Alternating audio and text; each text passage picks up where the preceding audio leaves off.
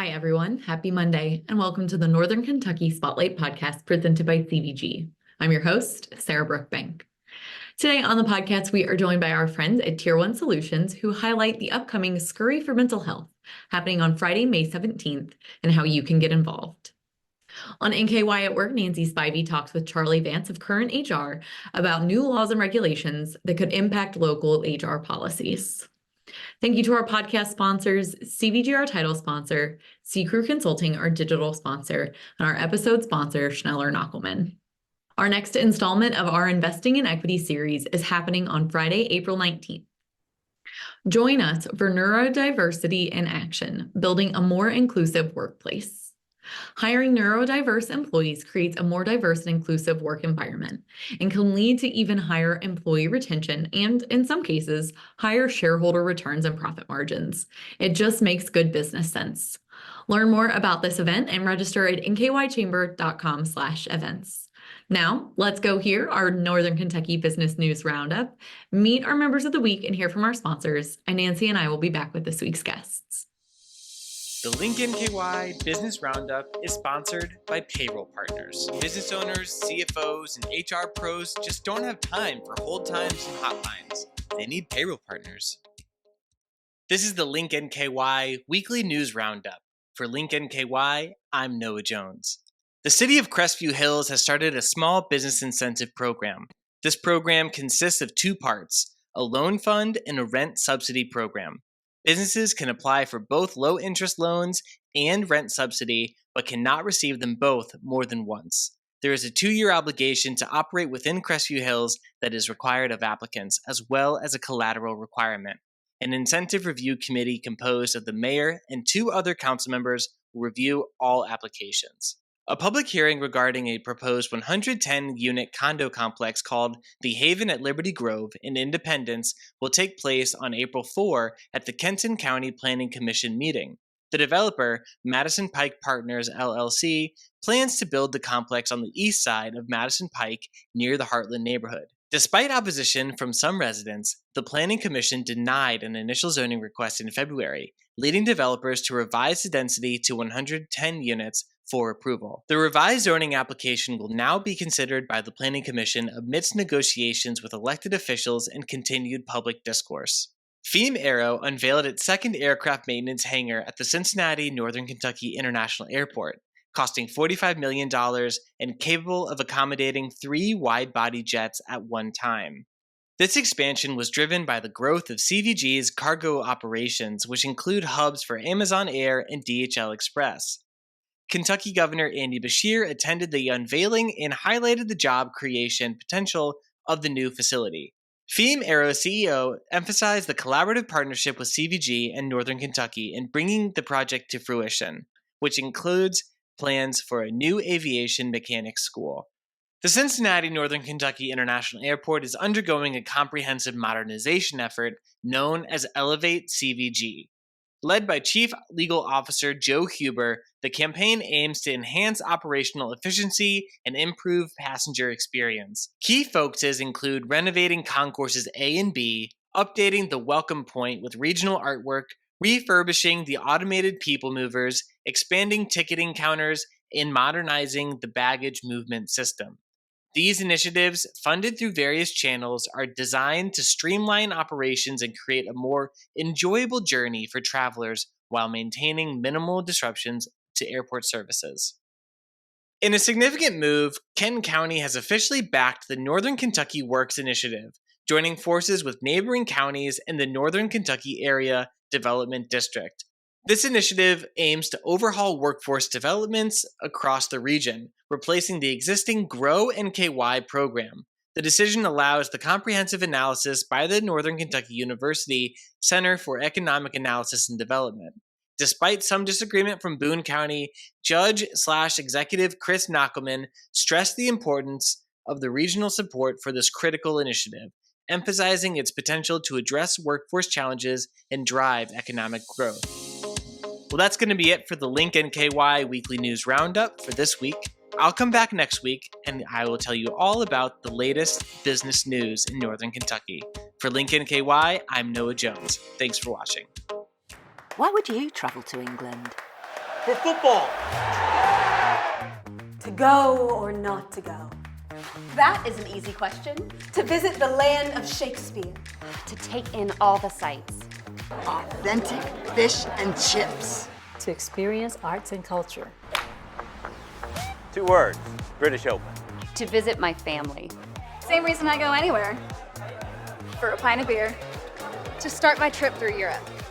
Whatever your reason, there's no better time than now. Ranking on Google Search and Maps is easy to understand, but hard to do.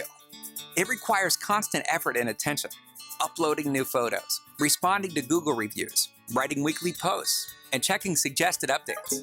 Google listing optimization takes experience and time, and there are no shortcuts. C-Crew gives your Google My Business account the steady, consistent attention it needs to be effective, optimizing, updating, and expanding critical content every single week. From local retail stores to large regional networks, C-Crew generates content, establishes benchmarks, and creates dramatic, measurable increases in engagement. So what can C-Crew do for your business? More calls, more clicks, more clients. Congratulations to our members of the week. You can learn more about these businesses by following the Northern Kentucky Chamber on social media, where we will highlight one of these businesses each day. Now, let's meet our members of the week. Web Capital Solutions is a commercial advisory firm primarily focused on energy and project finance strategies in commercial real estate and construction development. Dynamic Companies is a one-stop shop for logistics and material movement. Citywide Facility Solutions is a maintenance management company that has proudly served the Northern Kentucky area for more than 2 decades. DJ Hospitality was founded in 2020 and is celebrating the grand opening of Freddy's Frozen Custard and Steak Burgers in Florence on April 9th. Established in 1883, Cincinnati Children's is a nonprofit academic organization that is internationally recognized for improving child health and transforming the delivery of care. Hi, everyone. Today on the podcast, I am joined by Katie Frey and Beth Cavanaugh of TiER1 Performance. Ladies, welcome to the podcast. Thank you, Sarah. Yes, and so today we are talking about the Scurry. It is coming up very soon. 12th annual Scurry. Tell us about it. Yeah, it is, if you can imagine, kind of like the Amazing Race and Minute to Win It combined. We've got corporate teams that are between 2 to 4 people, and for 3 hours on May 17th, they race around Cincinnati, which is new to the race, and most specifically around Covington. They'll do different things like try to answer trivia, do an obstacle course, and again, we try to weave in some things around mental health, so there's a bit of education around that as well. They're all scurrying to get points so that they can get one of the great awards that we have at the end. After the 3-hour race, we all come back to Covington Yard, which is where our epic after party is, in which we have our beneficiaries speak a little bit more about the mental health awareness topic that we're so, this is what that's all about. We also then just have music and just fun time, community event. So that's what it's all about. Yeah, I always love seeing pictures of that after party. It always looks like the best time in the world. And you mentioned the beneficiaries. Like you said, this isn't just like a fun, amazing race style event. It's the Scurry for mental health. Tell us about this year's beneficiaries. Yes, we have 3 beneficiaries. We've got Linner Center of Hope. We've also got Adapt for Life, which is part of Children's Hospital. And very close to the Covington community, we've got the Children's Home of Northern Kentucky. Yeah, that's great. And why have you chosen these organizations to partner with? Just kind of touch on why these are the partners this year. Yeah, well, I mean, in May is Mental Health Awareness Month, and you may know, or it's just interesting a fact is that mental health affects 1 in 5 people in the greater Cincinnati area. So it's something that's very, important to us to continue to bring awareness to it. These 3 organizations help people in greater Cincinnati with that. And so we wanted to make sure that we could not only help bring more awareness to the needs, but also help, raise money to help these organizations help the greater community. Right. And that is so great. excuse me, how can people get involved this year? How can they register? Oh, yep. They can go to the Scurry.com. There's a link there. They can choose to be get a team. And again, they don't have to be a corporation. It could be a neighborhood group of folks who want to come to do it, or a family. So it doesn't necessarily need to be just a corporate team. The more the merrier. They can also, if there's a corporation or someone who wants to be a sponsor, we've got sponsor opportunities there, but it's all on Scurry.com, or they can simply, if they can't actually, be there that day, they can provide a donation as well. Yeah, that is awesome. A lot of great ways to get involved. And like I said, this is the 12th annual event that you guys have done. Obviously, TiER1's been around Northern Kentucky for a pretty long time. As you guys have kept this event going, why is this so important to what you guys are doing? Yeah, I appreciate the question, Sarah, because as Beth was describing our beneficiaries too, it made me think about the past partnership we've had with them too in developing our Start the Conversation resources, which we've helped to implement at organizations. And quite literally, it is to start the conversation around mental health. And an important part of our mission at TiER1 and vision and purpose is the direct investment we make in our communities and stakeholders beyond TiER1's direct client relationships. And we do like to think about it more than simply philanthropy, which is a worthy effort, but our aim is to make like a strategic social impact by helping people throughout our communities do their best work, because that is part of our mission, and hopefully realize their potential and ultimately build a better world as part of that. And mental health is, as Beth was alluding to, a leading crisis in the US. Like we have talked, of course, over the last several years about the pandemic. Mental health is really an endemic for us, and mental illness and the lack of resources, knowledge, and commitment to address it is one of the most significant issues preventing organizations and individual workers from fully realizing their potential and doing their best work. So it's near and dear to our hearts, and why we want to continue supporting and investing in it, and helping to continue to bridge and build awareness in the broader community. And this event has been a great way to do it. Yeah, and that is so important. I know, Kay, we've had you on the podcast before to talk about that Start the Conversation initiative. But for people who don't know about that, can you just touch on that briefly, and how employers and businesses can get more resources if they want to start those conversations around mental health?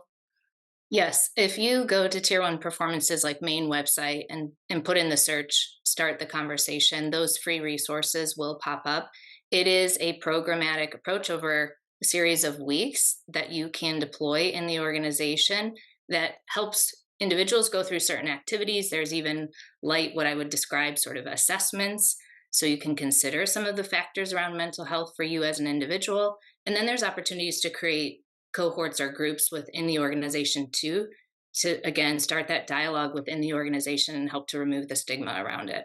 Yeah. Well, thank you for sharing. That is so important. And thank you guys for coming on to talk about the Scurry. But that is not the only thing that TiER1 is doing right now. It sounds like you guys have a lot going on. One of the things that you guys have recently done is launched an AI venture that is at the top of everyone's mind. So talk to us about that and what you guys are doing in that AI space right now. Thank you, Sarah. And yes, there are just a few things going on. And TiER1 Performance, we have a parent organization called TiER1 Impact. And we announced at the beginning of 2024 our launch of Symphony. And it is a startup venture organization. And we consider it basically a consulting accelerator, but it's meant to be a collaborative development environment that helps us to bridge the gap between what is generative artificial intelligence, or GAI potential, and the practical business application of it. So the whole premise is that Symphony will help organizations apply GAI in the context of their business. And so it's exciting. We're getting started in this space and designing and developing what's doable, and the thought to be proving concepts quickly with iterative pilots. Yeah. A lot of companies I know are trying to get in on that space, trying to learn more. So people who want to learn more, maybe see what you guys are doing, how can they find more information about Symphony? There's an opportunity to simply check out the website that is around Symphony. And for ease, I'll actually spell it. It's SYNTHONI. And quite literally, the meaning of Symphony is the harmony between thinking of human performance and technology and the intersection of that. And so you can think of us as your partners, so teaching kind of what's possible also showing what's doable and building what's ultimately scalable. So you pick your need, and we offer ways to accelerate towards that solution. Yeah, I think that AI space is so interesting, and I don't know nearly enough about it as I think I probably should. So it's a great opportunity for businesses to learn more. So Katie, thank you so much for sharing. And there's one other event that you guys have coming up towards the end of the year that I know you guys want to highlight, the X Learn Conference. Tell us about that. Yes, so it's our annual conference returning to Cincinnati's Great American Ballpark. We're very excited about that. It's September 25th through the 26th. We like to describe it as not your average conference. So it is meant to be a whole human experience. There are some keynote speakers, but there's a lot of opportunity to connect with other business leaders in small breakout sessions, as well as like bring your kind of potential business challenge or something that you're facing and real time consulting as part of the experience as well. Yeah. Well, that sounds like a great opportunity. I'm sure people can find that information on TiER1's website. That seems to be the go-to place for more information. But it's been so great to talk to you both today. Before I let you go, is there anything else that you think our viewers and listeners need to know specifically about the Scurry before this deadline approaches in April to register? No, I would just say, mark your calendars and plan to join. If you, as I mentioned before, if you can't be a part of the race, there's a pre-kickoff event that with lots of, again, more information about mental health awareness. The race itself is super fun, so I would highly recommend it. And then there's the after party. So there's lots of options for folks, and we really would just love for people to come and be a part of it, however they might be able to do so. Yeah, Katie, anything else? No, I actually just want to thank Beth and our team supporting the Scurry. It takes a small village, to pull something like this off, and yet it has such a great impact on our community. So, and thank you for helping us to get the word out, Sarah. Yes, of course. Like I said, this is one of my favorite events to look and see happening around Covington and Greater Cincinnati when it does happen in May. So like Katie and Beth said, you guys can get more information about the Scurry at thescurry.com. And we look forward to seeing everyone participate later this year. Thank you. Thank you. Hi, I'm Nancy Spivey, Vice President of Talent Strategies with the Northern Kentucky Chamber of Commerce. On today's NKY at Work segment, I am talking to Charlie Vance. Charlie is with Current HR. Tell me a little bit about Current HR. Yeah, so Current HR provides payroll solutions, outsourced human resources, workers' comp, and benefits. Essentially, we take all of those complicated things and pull it all together into one solution for small businesses. Employment laws have increasingly gotten more complex over the years, new federal laws, new state laws, even here in Kentucky.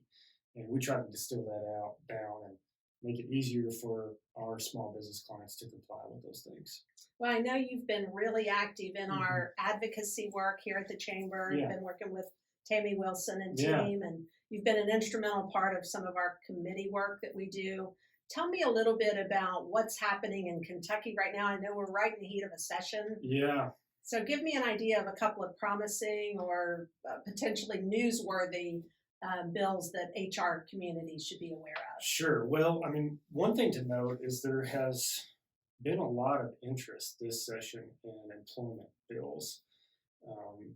Not a lot of those bills passed or even got a lot of traction, but I think there's evidence that the legislature is interested in the employment area, and we should probably expect, this is my take at least, that we should probably expect things to heat up in the employment area coming up in the next few sessions, I would think. But some things that did pass, we talked about House Bill 320, which passed and is going to be sent to the governor. Not sure if the governor will veto that or not, but they probably have the votes to overturn that veto. But that bill would change the statute of limitations for employment discrimination claims and wage and hour claims. It was 5 years, and so under this bill, it'll go to 3 years. Okay. And so the idea there, I think, for the business community is that, first of all, it makes it, it allows businesses who may have a claim out there against them to move on sooner, so that they don't have something lingering out there and have to retain records for a longer period of time. Yeah, right. but also ideally it aligns us more with our neighboring states and helps us to be more competitive for businesses that may want to move here. Okay. Yeah. So it's a competition issue, but also on the HR community, it allows them the opportunity to not try to think back 5 years and keep track of everything that happened in that period. Right? Yeah, and from my perspective, it's more peace of mind. Once you get past that 3-year limitation period, you can move on with things and move on with a claim that might have been hanging out there. And so we'll know for sure in the next couple of weeks if that actually passes and gets signed. Correct? Yeah, we're in the veto period right now, I think. So if the governor vetoes it, then the legislature will have a couple of days to overturn that veto. And like I said, I think we have enough votes to do that.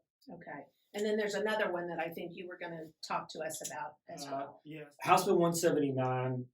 And I was confused about this bill when it first came out, but essentially in the state, we wanted to create a paid family leave insurance product. And so this bill codifies that in statute. The reason I was confused was, and I think maybe a lot of folks that were involved were confused, was because it's a private insurance product, and why can't insurance companies just create a bill or a product like this? But we needed clarification from the state and statute to say you can create a insurance product that would cover a family leave scenario. Okay. So right now we just have short-term disability, which would cover, say, a woman who's given birth recently if she's not able to work because of that, but it wouldn't cover time to care for the child, for example. Okay. And the goal of this bill is to allow insurance companies to create products that would cover that period of time or to care for another family member. Okay. And so what we'll really be looking at after the bill is implemented is to see how insurance companies react, how they're going to price this. Is it going to be affordable for employers? Okay. I hope that it is. I hope that it's affordable and it gives employers an opportunity to provide an insurance product like this for their employees. And this is specific to Kentucky, correct? That's right, yeah. Okay, so if say it was someone like myself as a consumer, an employee, I could hopefully one day be able to purchase this product along with my other benefit options, correct, as an ancillary extra protection or extra benefit. That's right. Okay. Either you would be able to purchase it through your employer, or an employer could pay for that premium cost and just provide it to everyone, kind of in lieu of a state mandated statute that says, okay, all employers have to provide paid family leave, like a lot of businesses do. So that's floating out there. The bill was filed this year that would have required that. It didn't get a lot of traction, but I see that getting more and more popular in years to come at the federal level and the state level.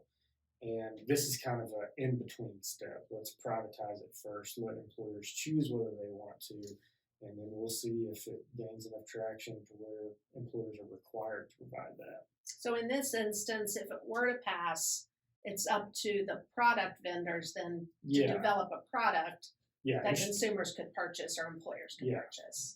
Benefit insurance companies like MetLife or United Healthcare would ideally offer a product like this in the state of Kentucky so that employers can purchase it. Okay, great. So let's switch a little bit to federal legislation, because I know there's a couple of things that I've been following along and been hearing some inquiries from employers. Tell me a little bit about federal legislation. So there's a rule that we expect to get more information on regarding overtime exemptions.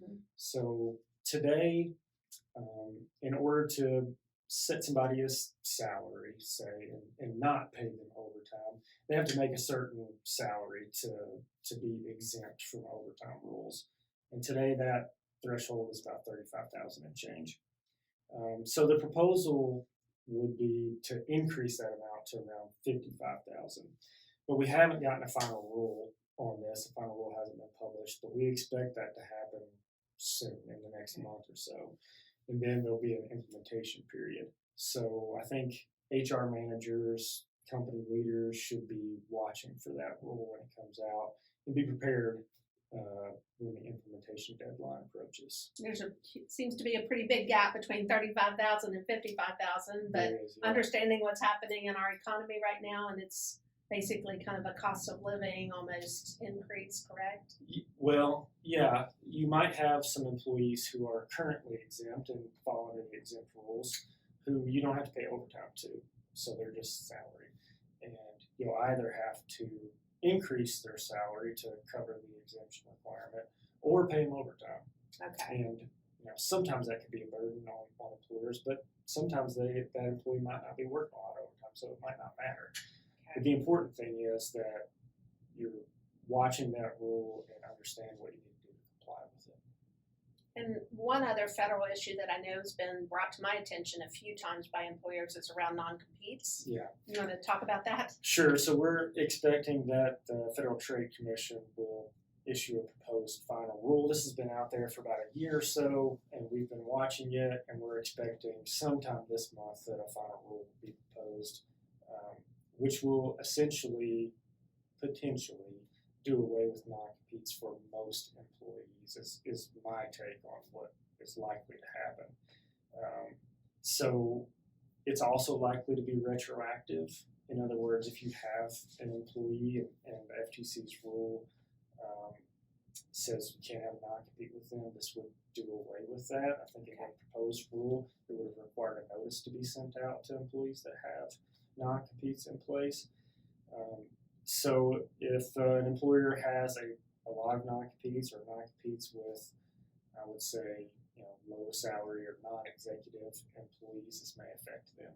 And so they should be on the lookout for that. Well, and it just seems like that's something that's pretty prevalent in our region. It seems like there's a lot of companies that have long-standing non-compete clauses, and so it should be a pretty big change for our region, right? Yeah, I mean, in Northern Kentucky and Cincinnati, we have a lot of logistics companies, and it's really common in that logistics space to have non-competes. So our larger logistics companies have a lot of non-competes, and so I think it would be a pretty big shakeup in that industry specifically, and we have a lot of those companies in our region. Yeah. So I know from the Chamber's perspective, we publish regular updates to all of these activities, and we have committees working behind the scenes to take care of all that. I guess you'll keep us posted so we can get that word out to the employers in the community. Well, along with my other committee members, I'm on the Business Advocacy Committee and a subcommittee under that, which is the Employment Legal Strategies Committee. So Rob Hudson and I essentially are part of that committee, and we do our best on top of our normal job to help out. Well, we appreciate it. I know, speaking as staff, I certainly appreciate and lean into all the knowledge you bring. So thank you very much for coming in. No, absolutely. Anytime. Hello, everybody. I'm Chris Knockelman, owner of Schneller Knockelman Plumbing, Heating, and Air. As we kick off 2024, I want to let you know about a major giveaway of a free system, a complete furnace and air conditioning system for your home. All you have to do is go online at skpha/2024 giveaway, and you can register, no purchase necessary, to win this complete system for your family.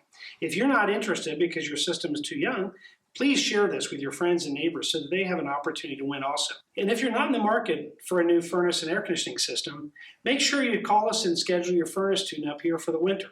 And just remember, call Schneller Knockelman, your family-owned company. Trust us, we're going to be there for you. Hi, everyone. Welcome back. I hope you enjoyed learning a little bit more about the Scurry and about those rules and regulations that could impact local HR policies moving forward. Thank you to our podcast sponsors, CVG, C-Crew Consulting, and Schneller Knockelman. Don't forget to register for our upcoming Investing in Equity series on Neurodiversity in Action happening on Friday, April 19th. You can learn more about that event and register at nkychamber.com/events. Finally, if you're a member who would like to be featured on the podcast, or if you're someone who is interested in joining the Northern Kentucky Chamber of Commerce, please reach out to Lynn Ablin. And if you're a member who is interested in sharing your workforce strategies and resources on NKY at Work, please reach out to Nancy Spivey. You can find their contact information on the screen in front of you or at our staff directory at nkychamber.com. Thanks again for tuning in. I'll talk to you guys next week.